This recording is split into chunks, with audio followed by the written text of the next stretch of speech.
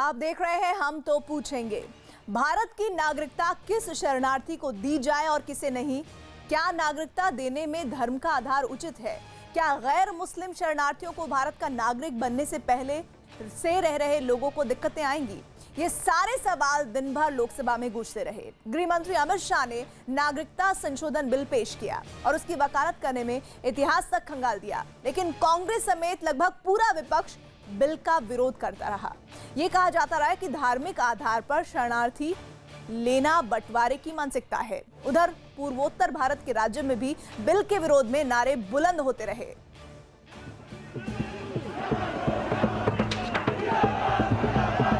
पर अपना देश को मत बेचिए।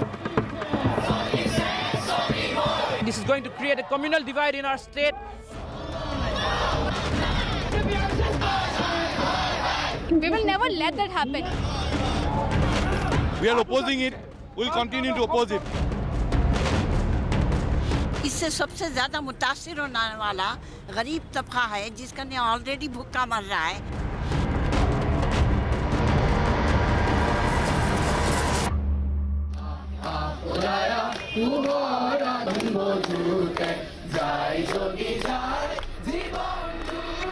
भारत में किस विदेशी को शरण मिलेगी, किसे नहीं?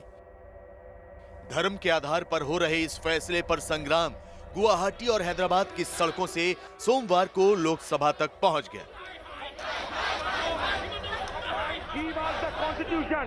कॉन्स्टिट्यूशन के मतलब क्या है? ये कॉन्स्टिट्यूशन के मतलब होता है जस्टिस, इक्वालिटी, लिबर्टी, फ्रेटर्निटी। ये प्रियम्बल का ठोकर। शोरगुल और विपक्षी सांसदों की टोका टोकी के बीच गृह मंत्री अमित शाह ने सिटीजनशिप अमेंडमेंट बिल 2019 सदन में पेश किया और उन्होंने साफ किया कि अफगानिस्तान, पाकिस्तान और बांग्लादेश में सताए गैर मुस्लिम शरणार्थियों को नागरिकता देने के लिए बिल लाया गया है। मान्यवर, जो मैं बिल लेकर आया हूं वो पॉजिटिव डायरेक्शन के आधार पर धार्मिक रूप से प्रताड़ित अल्पसंख्यकों को शरण में लेने का बिल है, उनको नागरिकता देने का। एकदम सर, इस बिल के अभी संसद में पेश करने की मंजूरी मांगी जा रही थी, लेकिन इसी बात पर सदन में तीखी बहस छिड़ गई कि इस बिल के दायरे से मुस्लिमों को बाहर क्यों रखा गया। It is nothing but a targeted legislation against the minority people of our country. ये बिल कहीं पर भी 0.001% भी इस देश की माइनॉरिटी के खिलाफ नहीं है। मगर गृह मंत्री का कहना था कि चूंकि पाकिस्तान, अफगानिस्तान और बांग्लादेश में इस्लाम को राष्ट्रीय धर्म घोषित किया गया है, इसलिए वहां मुसलमानों का उत्पीड़न नहीं हो सकता, तो वहां के मुस्लिम भारत में शरण क्यों लेंगे? मैं फिर से एक बार कहता हूं कि ये 3 राष्ट्रों से भी अगर कोई मुस्लिम सज्जन हमारे कानून के आधार पर एप्लीकेशन करता है तो ये देश खुले मन से इस पर विचार करेगा, परंतु उन लोगों को ये जो प्रावधान होने जा रहा है इसका फायदा इसलिए नहीं मिल सकता मान्यवर, क्योंकि उनके साथ धार्मिक प्रताड़ना नहीं हुई है। ये प्रियम्बल का। लेकिन विपक्षी सांसदों को तसल्ली नहीं हुई, बहस तीखी होती गई। टीएमसी सांसद सौगत रॉय सत्ता पक्ष के सांसदों के टोकने पर ही भड़क उठे। सर, मुझे आपसे ये कहना है, विनती करना है कि आज संविधान बड़ा संकट में है। जो अम्बेडकर साहब, जवाहरलाल नेहरू मारेंगे क्या? मारिए, आइए, यही तो कर सकते, मारिए, आइए। शोर शराबे के बीच ही हैदराबाद के सांसद अजदुद्दीन ओवैसी ने गृह मंत्री पर विवादित टिप्पणी की, जिसे सदन की कार्यवाही से भी हटाना पड़ा। ओवैसी ने नागरिकता संशोधन बिल को असंवैधानिक करार दिया। ये जवाब नहीं दे पाएंगे सर। पहली बात यह है कि सेकुलरिज्म इस मुल्क का बेसिक स्ट्रक्चर का हिस्सा है। केशानंद भारती में कहा गया, आर्टिकल 14 में कहा गया। दूसरा, ये एक्ट हम इसलिए मुखालिफत कर रहे हैं क्योंकि ये फंडामेंटल राइट्स को वायलेट करता है, आर्बिट्री नेचर है। जब शोरगुल नहीं थमा तो गृह मंत्री ने इतिहास के पन्ने पलटने शुरू किए। नेहरू से राजीव गांधी तक का जिक्र करते हुए जोर देकर कहा कि धर्म के आधार पर बांटना कांग्रेस का शगल है। इस देश का विभाजन धर्म के आधार पर कांग्रेस पार्टी ने किया है, हमने नहीं किया है। धर्म के आधार पर विभाजन कांग्रेस पार्टी ने किया है। 1971 में श्रीमती इंदिरा गांधी ने एक निर्णय किया कि बांग्लादेश से जितने भी लोग आए हैं सारे लोगों को नागरिकता दी जाएगी। मान्यवर, उसके बाद में युगांडा से आए हुए सारे लोगों को इस देश में कांग्रेस के शासन में ही शरण दी गई, नागरिकता दी गई। माननीय अध्यक्ष जी, मुझे ऐसे नहीं रोक सकते। ये सरकार को 5 साल के लिए चुना है, हमें सुनना पड़ेगा, इस तरह से नहीं चलेगा। लोकसभा में बिल पेश होने से पहले ही कांग्रेस और बाकी विपक्षी दलों ने ठान लिया था कि वो इस बिल का हर कीमत पर विरोध करेंगे। सीएबी के खिलाफ है समाजवादी पार्टी और हर कीमत पर समाजवादी पार्टी इसका विरोध करेगी। हम लोग इसको आसाम के कोर्ट के खिलाफ देखते हैं, हम लोग इसको जो है हमारे कॉन्स्टिट्यूशन के खिलाफ देखते हैं, हम लोग इसको जो है पूरे आसाम में नहीं पूरे हिंदुस्तान में ये लाकर पूरे हिंदू मुसलमानों में ये बंटवारा चाहते हैं। जब देश का आजादी मिला, हाल ही में बीजेपी से 35 साल पुराना गठबंधन तोड़ने वाली शिवसेना ने भी नागरिकता संशोधन बिल का विरोध करते हुए कश्मीरी पंडितों का मुद्दा उछाला। लेकिन अमित शाह जी ने एक बात कही है कि इस देश में जो घुसपैठ है उसको निकाल देंगे, एक एक को चुन चुन कर निकालूंगा।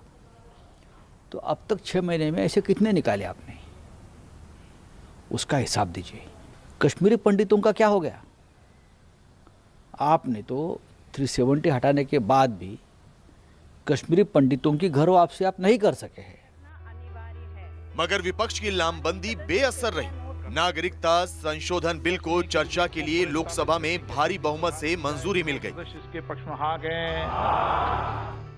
विपक्षी दलों को नागरिकता संशोधन बिल में हिंदू मुसलमान की राजनीति नजर आ रही है, तो पूर्वोत्तर राज्यों और असम में इस बिल के खिलाफ आंदोलन तेज हो गया है। हालांकि सरकार का दावा है कि इस बिल में ऐसा कुछ भी नहीं है जो पूर्वोत्तर के स्थानीय निवासियों और संविधान के वो खिलाफ हो। गृह मंत्री ने लोकसभा में चर्चा के दौरान साफ कर दिया कि पूर्वोत्तर राज्यों में बिल लागू नहीं होगा और असम के आदिवासी इलाकों में भी इसके दायरे से उसे बाहर रखा गया है।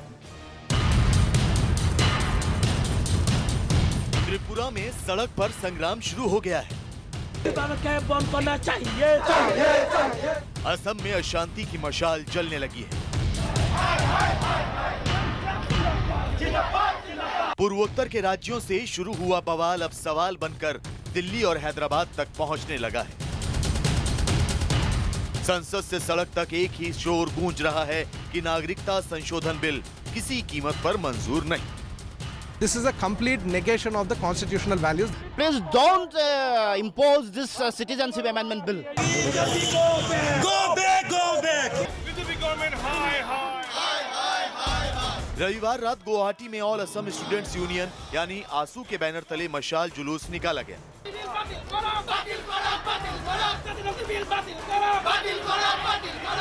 उसी दौरान जब असम के सीएम सर्बानंद सोनोवाल का काफिला निकला तो प्रदर्शनकारियों ने उन्हें काले झंडे भी दिखाए।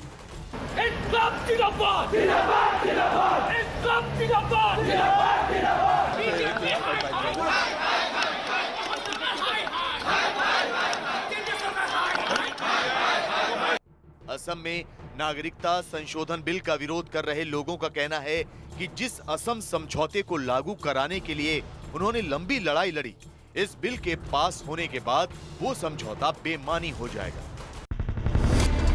नागरिकता संशोधन बिल के खिलाफ असम के छात्र संगठनों ने बंद का ऐलान कर रखा है। गुवाहाटी से गोलाघाट तक बवाल मचा।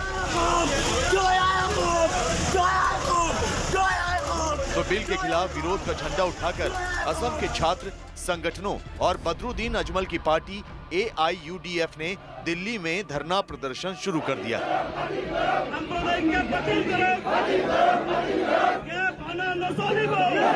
It is anti-indigenous, it is anti-Assamese, it is anti-federal nature. पूर्वोत्तर और असम में भारी विरोध की वजह से ही पिछली लोकसभा में पास होने के बाद भी नागरिकता संशोधन बिल को राज्यसभा में पेश नहीं किया गया। इस बार सरकार भरोसा दिला रही है कि पूर्वोत्तर राज्यों को चिंता करने की जरूरत नहीं है। मान्यवर, हम प्रोविजन लेके आए हैं कि ऐसे अल्पसंख्यक प्रवासी के खिलाफ अवैध प्रवासी या नागरिकता के बारे में कोई भी कार्यवाही चल रही है या चल सकती है तो वो भारत के नागरिकता मिलने के साथ ही खत्म हो जाएगी, किसी भी प्रकार का। लेकिन सच्चाई यह है कि पूर्वोत्तर के राज्यों में सरकार इस बिल पर गलतफहमी दूर नहीं कर पाई।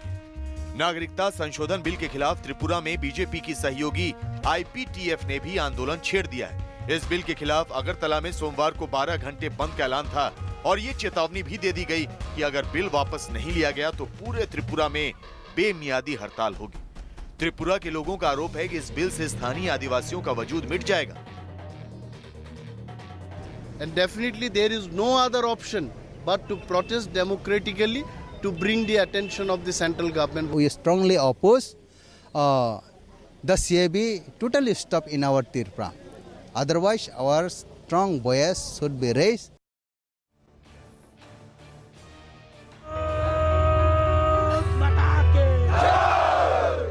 नागरिकता संशोधन बिल के खिलाफ अरुणाचल प्रदेश, मणिपुर, नागालैंड, मिजोरम में भी आंदोलन शुरू हो गया है। आंदोलन की कमान ज्यादातर छात्र संगठनों और आदिवासी समूहों ने संभाल रखी है, जिनका आरोप है कि नागरिकता संशोधन बिल पास होने के बाद वो अपने ही राज्य में अल्पसंख्यक बन जाएंगे, क्योंकि पूर्वोत्तर में बांग्लादेशी शरणार्थियों की बाढ़ बेकाबू हो जाएगी।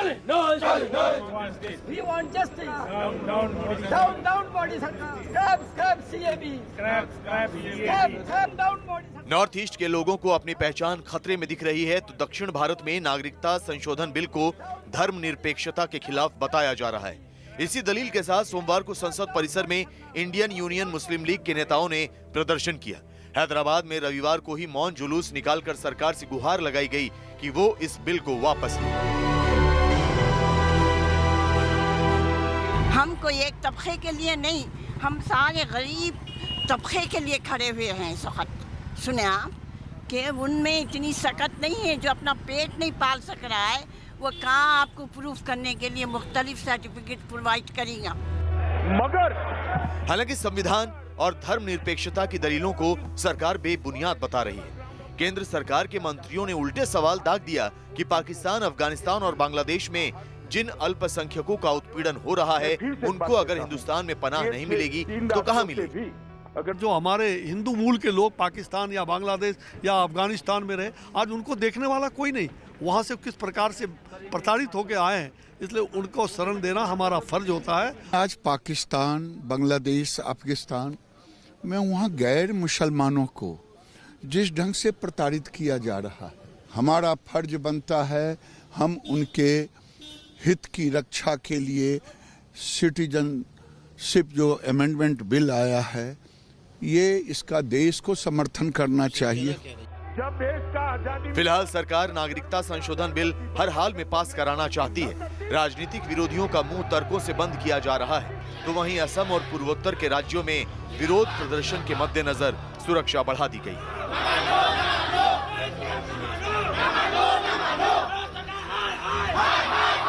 और गृह मंत्री अमित शाह ने नागरिकता संशोधन बिल के समर्थन में कांग्रेस पर तीखे आरोप जड़े हैं। उन्होंने साफ कहा कि अगर कांग्रेस धार्मिक आधार पर देश के बंटवारे के लिए तैयार न होती तो आज धार्मिक आधार पर शरणार्थियों का मुद्दा ही नहीं पैदा होता। नागरिकता अधिनियम 1955 की धारा 2(1)(b) में अभी प्रावधान है कि कोई भी विदेशी नागरिक बिना पासपोर्ट और वीजा के और ट्रैवल दस्तावेजों के भारत में प्रवेश करता है तो उसको अवैध माना जाता है।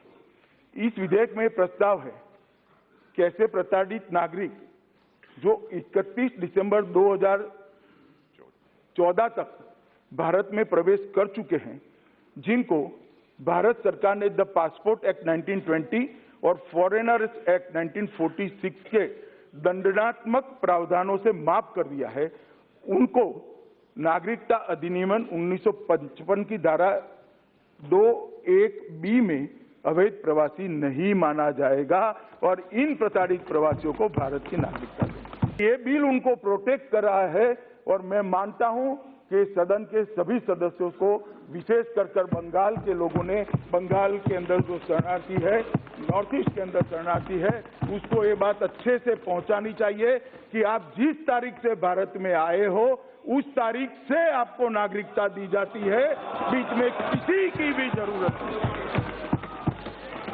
कोई रेशन कार्ड निकालने की जरूरत नहीं, खामखा लाइनें मत लगाइए। कोई आपको डरा देता है, डरिए मत।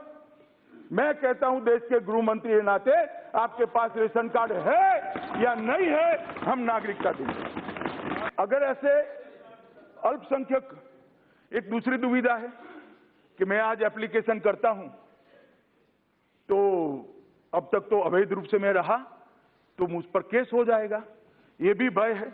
ये भय खड़ा भी किया जा रहा है। प्रचार करती है कुछ पार्टियां कि एप्लीकेशन मत डालो वरना जेल में जाओगे। अरे भैया, क्यों जेल में भेजना है, बेचारे वैसे ही परेशान हैं।